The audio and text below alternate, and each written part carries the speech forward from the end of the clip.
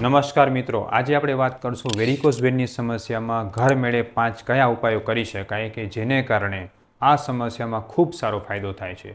સરલાબેન જ્યારે મારી પાસે આવ્યા ત્યારે એમની મુખ્ય ફરિયાદ હતી પગની પિંડીમાં દુખાવો, અતિશય કળતર થાય, રાત્રે ગોટલા ચડી જાય અને બંને પગની નસોમાં ગૂંચળા જેવું થઈ ગયું છે। જ્યારે એમને આ હિસ્ટ્રી આપી ત્યારે તાત્કાલિક મેં જ્યારે ચેક કર્યું એટલે ખબર પડી કે એમને વેરિકોઝ વેન છે। એક પગમાં વધારે હતી, એક પગમાં ઓછી હતી। જે પગમાં વેરિકોઝ વેન વધારે હતી એ પગમાં તો ધીરે ધીરે થોડું સ્કિન પ્રોબ્લેમ થવાનો પણ શરૂ થઈ ગયો હતો। ચામડીમાં લોહી સર્ક્યુલેશન ઓછું થવાને કારણે ખરજવું થયું હતું અને એમાં અલ્સર થવાની શક્યતા પણ હતી। મેં સરલાબેનને પૂરેપૂરું સમજાવ્યું કે આ રોગ શું છે। મિત્રો, ખરેખર વેરિકોઝ વેન શું છે? આપણા શરીરમાં લોહીને વહન કરનારી બે પ્રકારની નસો છે। એકને કહેવાય છે ધમની એટલે કે આર્ટરી, જે આપણા હૃદયથી લઈ અને આપણા શરીરના અલગ અલગ ઓર્ગન સુધી લોહીને લઈ જાય છે। બીજી છે શિરા એટલે જેને આપણે વેન કહીએ છીએ, જે આપણા શરીરના અલગ અલગ અંગોમાંથી ખરાબ લોહીને હૃદય તરફ લઈ જાય છે। જ્યારે આપણી વેન્સ એટલે કે શિરાઓમાં જે વાલ આપેલા હોય કુદરતી વાલ, એ વાલ જે છે ઢીલા થઈ જાય, જેને કારણે બ્લડનો ફ્લો ઉપર તરફ ન જતો હોય અને લોહી થોડું સતત જમા રહેતું હોય, જેને કારણે એ નસો ફૂલાઈ જાય, ઉપસી જાય, એનું કામ ઓછું થાય। આવી રીતે ફૂલાઈને ઉપસી ગયેલી વેન્સને વેરિકોઝ વેન કહેવામાં આવે છે, કે જે મોટે ભાગે પગના સાથળમાં કે પિંડીઓમાં જોવા મળતી હોય છે। હવે આ વેરિકોઝ વેન એ બીજું કાંઈ જ નથી પણ એક પ્રકારનો મસલ્સની વીકનેસ છે, એટલે કે તમારી નસોમાં જે વાલ આપેલા છે એ નબળા પડી ગયા છે અને જેને કારણે તમને આ પ્રોબ્લેમ થાય છે। તો મિત્રો, વિડીયોમાં આગળ વધતા પહેલા મારી આપણે નમ્ર વિનંતી છે કે તમે કોઈ પણ રોગથી પરેશાન હો અને તમે ઈચ્છતા હો કે આ રોગમાં આયુર્વેદ સારવાર કરાવી છે, પણ તમારા મનમાં શંકા હોય કે આયુર્વેદથી મારો રોગ દૂર થશે કે નહીં થાય, તો મારી આપણે નમ્ર વિનંતી છે કે અમારા આ જ યુટ્યુબ ચેનલ, ફેસબુક, ઇન્સ્ટાગ્રામ પેજના બધા જ વિડીયોને શાંતિથી જુઓ। તમને એવા હજારો દર્દીના વિડીયો મળશે કે જે લોકો આયુર્વેદ સારવારથી સાજા થયેલા છે। તમારો આત્મવિશ્વાસ વધશે અને જો તમે કોઈ પણ રોગ માટે આયુર્વેદ સારવાર કરવા ઈચ્છતા હો તો તમે અમારો સંપર્ક પણ કરી શકો છો। અમે ઓનલાઈન, ઓફલાઈન બંને રીતે દવા કરતા હોઈએ છીએ। નમસ્કાર મિત્રો, હું છું doctor Vishal Pandya, MD Ayurveda physician, Panchakarma specialist, Sanjivani Ayurveda hospital, Gandhidham, કચ્છથી। મિત્રો, વેરિકોઝ વેનના પેશન્ટ હોય એની સૌથી મોટી મુશ્કેલી શું? વેરિકોઝ વેન સતત વધતી જતી હોય, ડૉક્ટરો ઓપરેશનનું કહે, ઓપરેશન સક્સેસ જતા નથી, તો કરવું શું? મિત્રો, આના માટે આજે હું તમને એવા સરળ 5 ઉપાય કહીશ કે જે તમારા માટે ખૂબ જ ઉપયોગી છે। પણ એનાથી પહેલાં હું તમને એ સમજાવવા માગું છું કે આ રોગ થાય કઈ રીતે। આયુર્વેદ પ્રમાણે આ રોગ થવાના મુખ્ય 3 કારણો છે। આયુર્વેદમાં આને શિરા ગ્રંથિ નામનો રોગ કહ્યો છે, જેમાં શરીરમાં વાત દોષ વધવાને કારણે, નસો કમજોર પડવાને કારણે, લોહી જે છે બરોબર ફરી શકતું નથી અને લોહીની દુષ્ટિ થવાને કારણે આપણા શરીરમાં શિરાઓના અંદરના વાલ નબળા પડે છે, એટલે લોહીનું પરિભ્રમણ નથી થતું અને એને કારણે વેરિકોઝ વેન થાય છે। ઘણા લોકોને એમ લાગે કે આ નાની નસોનું ગૂંચળું થયું એમાં શું વાંધો છે, ભલે પડ્યું રહેતું, પણ ના મિત્રો, એ ધીરે ધીરે વધે છે।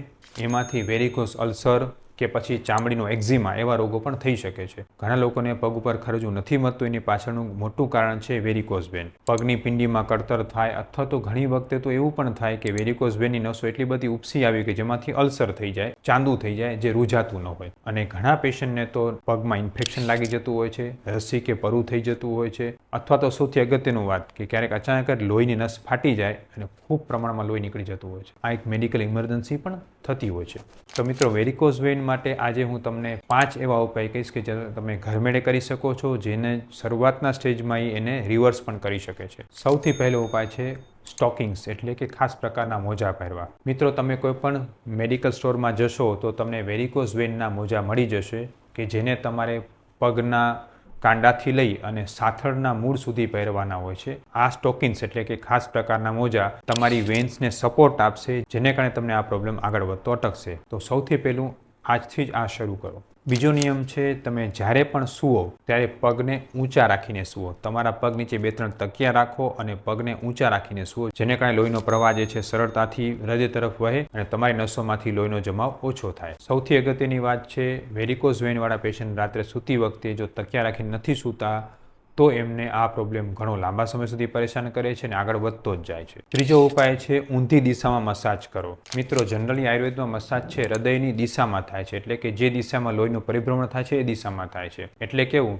કે ઉપરથી નીચે તરફ। પણ જ્યારે તમને વેરિકોઝ વેન છે ત્યારે તમારે નીચેથી ઉપર તરફ માલિશ કરવાની હોય છે, જેને કારણે ત્યાંથી બ્લડ ફ્લો ઊંધી દિશામાં ઝડપથી ખાલી થાય, વેનને મદદ મળે અને તમારા શરીરમાં ખાસ કરીને પગમાં લોહીનો જમાવ ઘટે, જેથી નસો જે છે એને મજબૂતી મળે।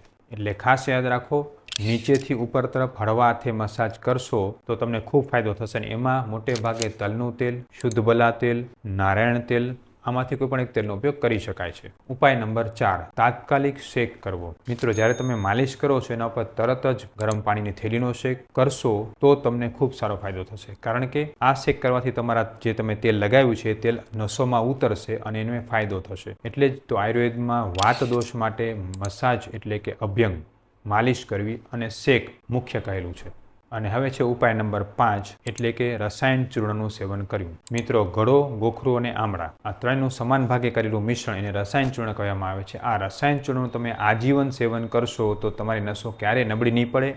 નબળી થયેલી નસોને ખૂબ સારું પોષણ મળશે. વેરિકોઝ વેનની સમસ્યા આગળ નહીં વધે. એટલે રોજ સવારે નરણા ખોટે 1 ચમચી રસાયણ ચૂર્ણ, સાકર, ગાયના ઘી અને મધ સાથે લેવું જોઈએ. અને જો તમે ડાયાબિટીસ કે એવું કાંઈ હોય તો તમે ખાલી પાણી સાથે પણ આનું સેવન કરી શકો છો. તો મિત્રો, આ હતા મારા 5 અગત્યના ઉપાય જે વેરિકોઝ વેનનો આપણે આરામથી ઘરે કરી શકીએ છીએ. જ્યારે તમને વેરિકોઝ વેનની સમસ્યા ખૂબ વધે ત્યારે એમાં આયુર્વેદની બસ્તીકર્મ ચિકિત્સા, રક્તમોક્ષણ ચિકિત્સા પણ ખૂબ સારો ફાયદો કરે છે. એટલે એના માટે નિષ્ણાત આયુર્વેદ ડૉક્ટરનો સંપર્ક તમે કરી શકો છો અથવા તમે અમને પણ ઓનલાઈન સંપર્ક કરી શકો છો. આશા રાખું છું આ ઉપાયો તમે ઘરે કરવાના શરૂ કરશો અને વેરિકોઝ વેનમાંથી ખૂબ સરસ રીતે રાહત મેળવશો, કારણ કે તમારા સ્વાસ્થ્યની જવાબદારી અમારા ઉપર. સ્વસ્થ રહો, મસ્ત રહો. જય શ્રી કૃષ્ણ, જય આયુર્વેદ.